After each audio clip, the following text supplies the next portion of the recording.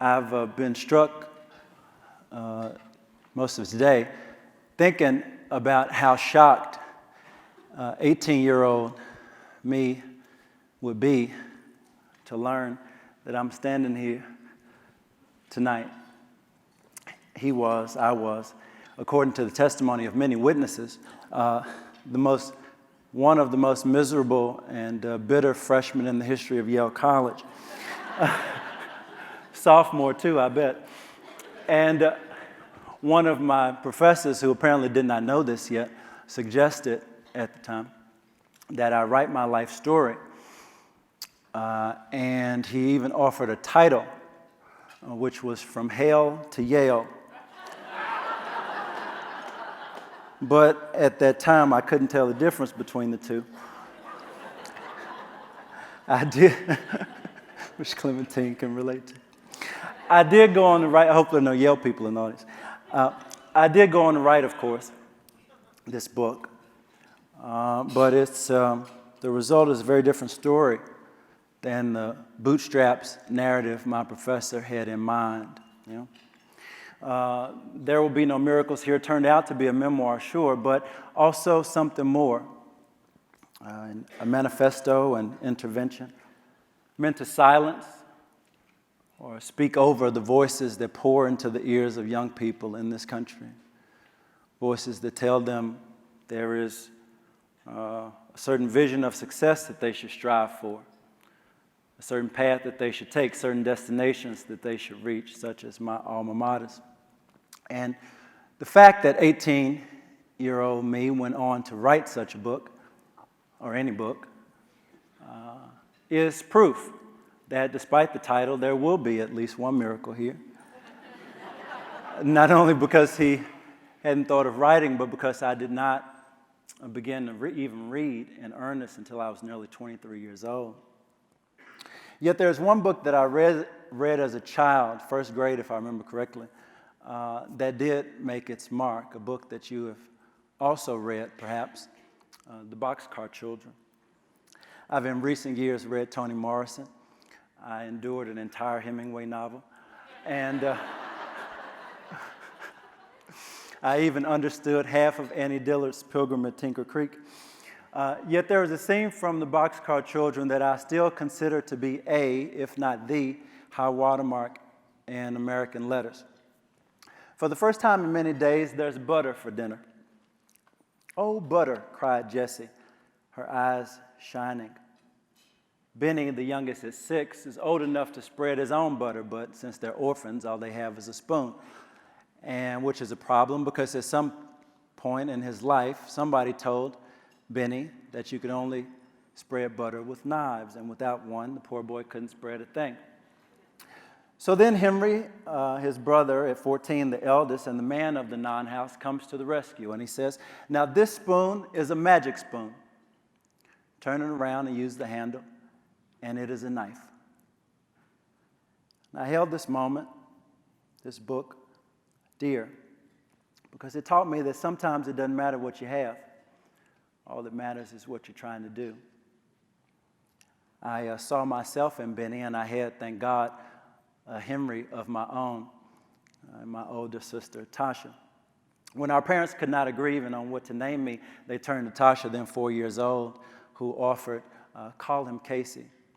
She borrowed the name from a soap opera character, Dr. Casey, who was a woman. I don't know what she was getting at.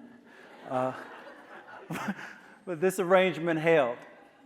My parents disagreed. My sister broke the tie. I almost got my butt kicked. My sister fought for me. I couldn't find my right key. My sister changed her own notes so we could sing in harmony. And for a time, as teenagers, we actually lived a bit like boxcar children. Our mother, who suffered from mental illness, had disappeared, and our father struggled with addiction, stayed away, and my sister, who had been a high school valedictorian and gone off to school in Louisiana, got word that I'd resorted to sleeping on various floors and running barefoot through the streets with my friends and subsisting on a diet of zebra cakes and Fanta soda. And she decided to drop out of college to move back to Texas and take care of me, which is not exactly what I wanted. And there I was anyhow, a captured ward of my 19-year-old sibling in a Section 8 two-bedroom apartment she'd somehow wrangled. And there we were together. Not exactly orphans, yet not too far off, and not too sad about it either way. First thing I remember of our life together is Christmas. We'd never had a real Christmas tree before, but we were making a home now, and on television, people with homes had real Christmas trees. So without asking anybody for money or permission, we drove down to the lot and bought a Christmas tree. It was that simple. And around March, I think, we finally took down that beautiful tree, which by then was turning brown and shedding pine needles that bloodied our feet, and we decided together that we would never have a real Christmas tree in our home again. We also decided to end the rationing of precious commodities like sugar. All our lives we've been told how much sugar we could use, hardly any ever. But now we bought big bags of Domino sugar, and I would pour and pour that fine white sugar until I decided the Kool-Aid was sweet enough. And all my sister would say was, "Ooh, boy, that's sweet." Never you used up all my sugar. It was our sugar, and we could get more. And the air conditioning. In Texas, it was always so doggone hot outside, and sometimes our grandmother would leave the thermostat on 80, or it felt that way. Or she'd leave the air off in the car and roll the windows down and act like she didn't see me drowning in my own pool of sweat, talking about gas is high when it was only 99 cents a gallon back then. No more, no more. Tasha and I ran our air conditioner so much and so cold that the pipes froze and spewed ice all over the floor, and the maintenance man had to come fix it twice. But we laughed so hard each time and turned the air back up and agreed that we would never be hot unless we wanted to. I mean it when I say we were not awful sad about our situation. In fact, I'm not sure that ever in the history of America, two teenage almost orphans had more fun making home up from scratch than my sister and I did. But then one day, a man from Yale showed up at my high school, way down in Oak Cliff, Texas, to recruit me for Yale's football team. It felt as out of the blue to me then as it may to you now. And the Yale man said, everybody said really, that this was the best thing that could happen to me. The best thing that could happen to the whole community. Take this ticket, boy, they said. I was not so sure. Yale seemed another world entire, a cold and foreign, hostile place. On the first day of my recruiting visit, I texted my sister an excuse for not going. "These people are so weird, Tosh." And she replied, "You'll fit right in." She's a horrible person, really. She didn't have the kindness of Claire Clementine. And that was the only conversation I had about my college decision, which may be why it took so many years to understand what sent me on that long, hard journey way back when. You see, every journey is really two journeys, a going to and a going away. You need both impulses or else you're in trouble. If all you've got is a going away, you might end up lost since the only thing on your mind is running. And if all you've got is a going to, you might end up sad because what you find is rarely as good as you thought it'd be. So it helps to remember how awful the thing was that you left. It's a simple equation, really. And the stranger the journey, the better the math works. Just plug in what you were trying to get to and multiply it by what you were trying to get away from, and you'll understand a hell of a lot more precisely why you did what you did. At least this works for me. So I realized as I wrote this book just how mighty a going away I had in mind when I left Oak Cliff for New Haven. I'd paid my dues on the outskirts of the world. I'd worn the too-low pants and the rundown shoes. I'd pretended not to hear the "no, you take hims" and the "he's not my responsibilities." I'd been a nobody for so long and to so many that I could still taste other people's leftovers, could still see the empty seats in the stadium stands, could still feel a violent smirk come across my face when I sensed somebody was trying to sniff around my life to see if I was worth their time. Maybe I hadn't been for 18 years, but now I'd be. I'd flee off to Yale and leave behind all my troubles and take on new troubles, nice troubles, like brokering peace in Israel and sending people to outer space and finding tax loopholes because I made too much money. And boy, I worked so hard with those approximate goals in mind, chief goal of all to fit right in, that I made it quite a long ways from where I started. Made it to Wall Street, to Washington, to Harvard Business School, to the cover of somebody's magazine, to the stage at TED, even to George W. Bush's dinner table. And I'll skip past the joke I could tell about that, though I do tell a juicy story in the book about our rendezvous. And I'll also skip past the details of my Horatio Alger story, because that is exactly the story that I hope this book and my life might counteract. I'd achieved by my 20s about everything, by my late 20s, about everything a kid is supposed to achieve in this society. But I was real cracked up, not exactly having a nervous breakdown, yet not too far off. And I was awful sad either way. And what's more, many of my friends were cracked up. And the world, of course, this being 2016, was cracked up too. I had, it seemed, lived my way into a dead end.